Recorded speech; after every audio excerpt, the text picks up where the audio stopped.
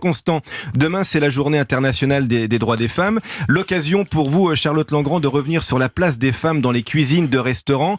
Un milieu longtemps macho quand même, hein, Christian, faut oui, avouer. C'est-à-dire qu'à une certaine époque, on voyait pas beaucoup de femmes en cuisine, et maintenant ça a évolué, on en voit de plus en plus. Oui, j'en ai vu chez vous, Voilà. oui, absolument. Et la cuisine, ça part de chez la femme. Ma mère faisait la cuisine, elle m'a donné envie. Et dans les cuisines, on voit les filles qui ont une petite touche de plus que peut-être que les hommes.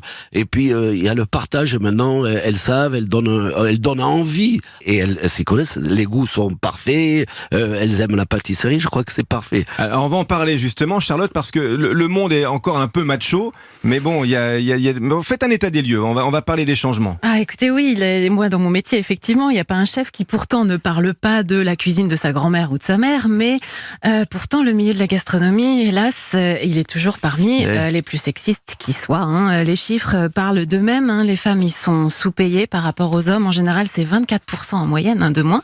Bénéficient de beaucoup moins de reconnaissance dans les guides gastronomiques. Hein. Elles représentent, par exemple, moins de 5% des étoilés du guide Michelin. Et pire, elles sont souvent victimes de harcèlement. En témoigne le compte Instagram, hein, qui s'appelle Jeudi Non Chef, qui compile des histoires mais vraiment atterrantes sur leur quotidien en cuisine. Donc il y a de quoi décourager les femmes. Ça va décourager un petit peu les femmes de choisir ce métier, mais qu'on se rassure quand même. Il y a des femmes, on en connaît, Christian Constant, qui sont des vrais exemples. Je pense à Reine et Nadia Samut, Manon Fleury, Amélie Darvas, Blanche Loiseau, la fille de Bernard Loiseau, qui prend la relève. Bien sûr, Guylaine Arabian, il y a Hélène Darroze. Mais pas seulement, il y a aussi des chefs qui ont finalement dû inventer de nouveaux styles culinaires pour tracer leur chemin en dehors de ces cuisines traditionnelles. Il y a les femmes des premiers food trucks, c'était Christine Fredericks par exemple avec le camion qui fume, ou celles qui cuisinent de façon nomade dans des restaurants éphémères comme Chloé Charles ou Céline Femme. Mais moi ce que je remarque aussi, c'est que j'ai l'impression qu'il y a plein de filles qui tiennent des restaurants quand même. Bien sûr, elles les tiennent, mais c'est vrai qu'elles sont moins distinguées que les hommes, alors du coup elles tracent leur chemin de façon un petit peu différente,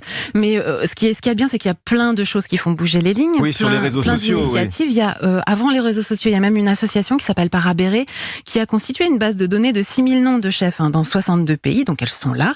On peut la retrouver dans leur application smartphone, le Parabéré Gourmet City Guide, et des initiatives pleines de sororité. Donc vous avez par exemple Cul de Poule, qui raconte le quotidien des femmes dans les métiers de bouche.